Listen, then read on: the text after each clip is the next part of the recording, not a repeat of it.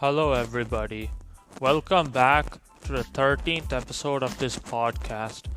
I'm your guy Aneesh, here to break down the pivotal Game 5 of the NBA Finals between my Golden State Warriors and the Boston Celtics. So, Golden State Warriors took care of business at their home court to go up 3-2 in this best of 7 series, one win away from a fourth championship in 8 years. So first things first, before I get to the Warriors, I'm very critical of the Celtics here. Their game plan to start was terrible, their execution was terrible, their body language was terrible. They did not look like a team that came ready to play in a pivotal game. They look fatigued, low body language, always complaining to the refs when there's contact, making unforced turnovers, just playing around with the basketball. First, let me get to Jason Tatum. In the first 2 to 3 minutes, I could tell this man was just not ready to play. Whenever he comes down the court dribbling the ball, the man would just throw the ball for a pass, not knowing where the hell he's passing, and he just throws it into the crowd. Like, damn. He's like not in sync with his teammates. They're like not on the same page with him. And second thing, Jaylen Brown. He was more responsible for the Warriors' 24-8 start, which was a 24-8 run, than Jason Tatum. This man, with Klay Thompson on him, Jaylen Brown has an athletic advantage and a physical advantage. Use force to drive to the rim, beat force with force. Instead, what the man does, plays around with the ball, doing different dribbling variations, and then turns the ball over. All Klay needs to do is compete on defense, which he did. All Klay and Dre need to do is just get a hand close to the ball, take you like off your dribble, keep you like off balance, and then he turns the ball over. Jaylen Brown had 5 turnovers for the game, 5 of 18 from the field, 0 of 5 from 3, 18 for the game. They did not come ready to play. As per the Warriors, their energy to start was amazing. Steph Curry, Klay, Wiggins, Porter, Green. Steph Curry did not have a 3, but he showed his unselfishness. He acted as a decoy. They would always come to blitz and triple team him, so that opened the Warriors' usual 4-on-3 game with Green, Wiggins, Klay, and whoever, whether Porter, Looney, anyone, and they took care of business with that. Wiggins had it going, 26 points, 13 rebounds in the biggest game of his career. And then Klay Thompson had a stroke, 21 points, 7 of 14 from the field, 5 of 11 from 3. And Green came out with great energy this time. He was great on offense. 8 points, 3 of 6 field goals, 2 of 2 free throws. Didn't hit a 3, but only took 2. 6 assists, 8 rebounds.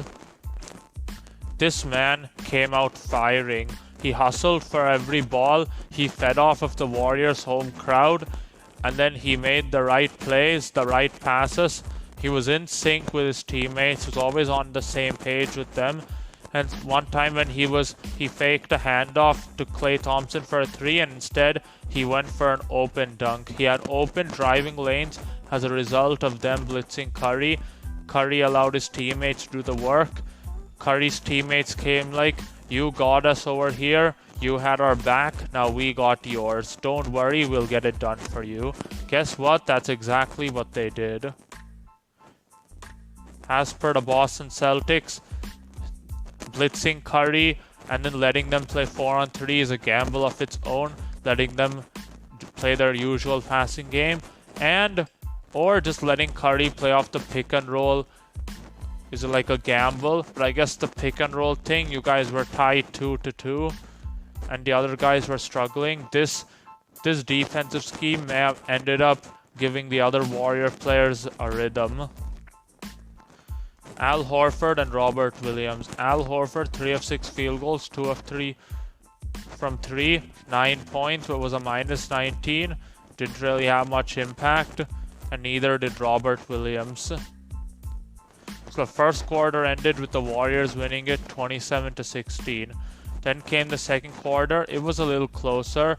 The Celtics started competing after Ime Udoka took Jason Tatum out of the game to clear his head. The man came back in the game and had a quick 10 to 12 points. This man looked like Kobe. He took advantages of mismatches with Jordan Poole or Curry on him, and then would just score a jumper, or even with Andrew Wiggins, he didn't shy away. The man just kept coming.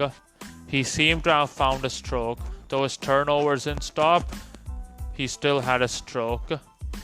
Marcus Smart was terrible, man. 7 of 15, 3 of 6 3, 3 of 4 free throw, 20 points, but was a -9. This man is trying silly flops. He keeps arguing with the refs rather than focusing on the game. He's letting calls get to him.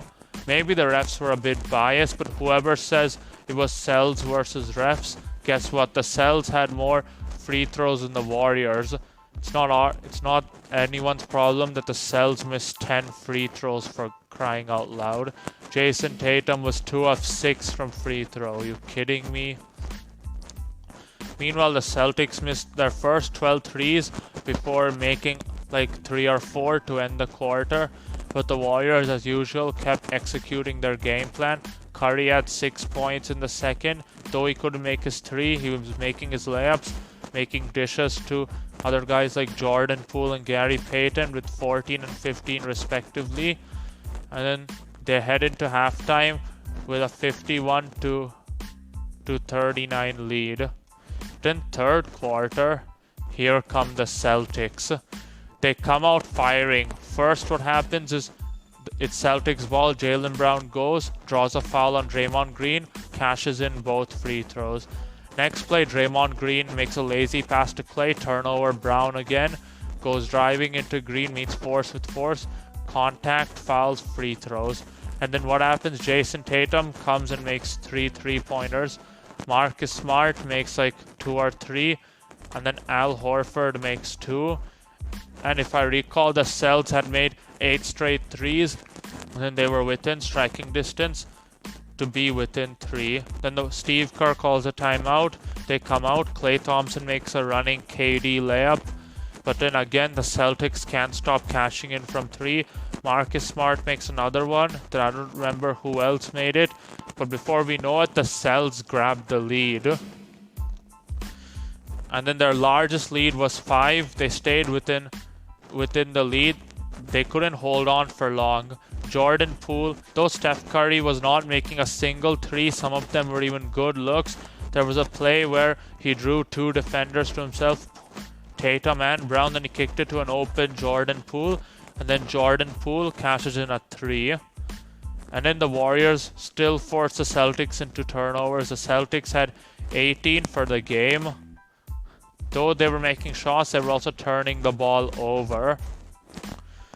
They forced Tatum and Brown into travels, missed passes, and then whatever it is, turnovers or dribbling out of bounds.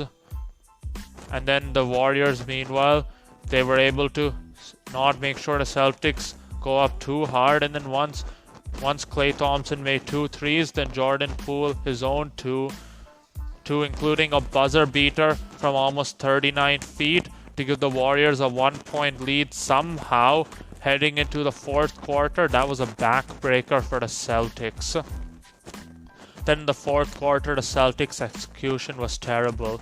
When it comes to games decided by 5 points or less with 5 minutes remaining, especially the Celtics are the worst team in the NBA as per the record. I think they only have 1 win in games decided like that. And their execution is always terrible. Jason Tatum had 5 points for the fourth and only 1 field goal, 1 of 5. What happens is the Celtics, they're making costly turnovers when it matters most.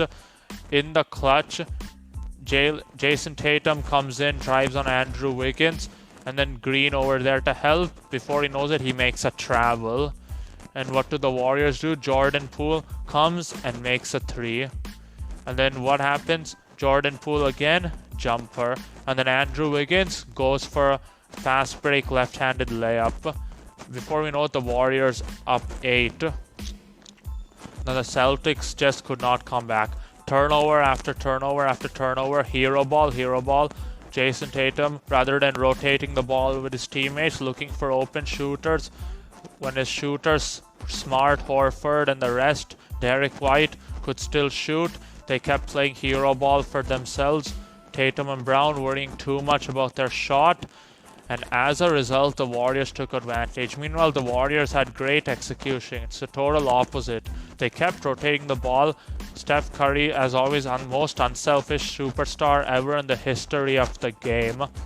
This man doesn't worry about his shooting. He cares about his team winning. He knew Wiggins had a rhythm. He kept giving it to Wiggins. Wiggins couldn't be stopped, man. Wiggins looked like Kobe. Whoever came in his way, he just bullied them inside, would go for a baby hook, a jumper, or an exclamation point dunk and flex on Derek White. And then Klay Thompson would make a dagger to end the game.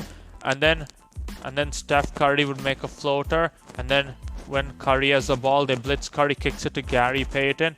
Payton makes a floater on his own. Payton is always 15 points with great defense, plus 16. Kevon Looney, 2 points. He had early 3 fouls in the first quarter, so Steve Kerr had to limit his minutes. But regardless, the Warriors held it. Though the Celtics won the boards 47-39, the Warriors won points in the paint 50-36. Courtesy of Andrew Wiggins. And Steph Curry with his layups, but he didn't have a great game. Green was fouled out, 3rd time this series, first to ever be done 3 times since Dale Davis in 2000. Otto Porter held up his end of the bargain on defense. The Warriors are small, not as athletic as the Celtics, but they just compete on defense. Champions compete. I'll repeat it, champions compete. These guys have shown time and time again why they're a championship team. They're 1 win away from an NBA championship. Though closeout games are always the hardest games, and they've lost all their closeout games on the road. They've always closed it out at home. But I think the Warriors are serious enough. Steve Kerr, I can tell by his body language, wants to finish this in Boston. They do not want to even come home for a Game 7 because Boston's experienced with Game 7, so you never know what can happen. As per the Celtics, first things first, stop complaining to the refs, for God's sake, for every little foul. And he had 18 turnovers. Not 50% of them were by your stars, by your big 3. Tatum with 4 turnovers. Most of them were unforced. At least 3 were unforced. Jaylen Brown with 5, dancing with the ball, showing his stupid ball handling. And Marcus Smart with 4. And then Marcus Smart needs to keep his cool and stop arguing with the refs. Whatever's happening in the game needs to keep his cool. And the Warriors, you guys need to win at home. Steph Curry, after games where he has no threes at all, he averages 32 points per game and 52% from 3. Let's see what Steph Curry has in store. Wiggs should keep playing like this. That crowd is hostile, but then as long as you keep your confidence, and then Game 6 Klay comes over, as we all know. Some say it's a myth, but we think it's reality. Then maybe the Warriors can get it done. But the Boston Celtics, if they analyze in film study their terrible execution and their silly turnovers, and then they learn to stop playing hero ball with Tatum and Brown and rotate the ball more and look for an open Horford, open Smart, then maybe they can change things. And this Boston Celtics team is good at competing regardless. So they're going to come out firing like, we don't want to go home. We don't want to go home. So don't rule them out however good the Warriors are. And they'll fight on the boards as hard as they could. Warriors, be ready. Be ready for anything. You guys got blown out in a closeout game at Memphis before closing them out at Chase Center. You guys were down by 55 in that game, if you recall.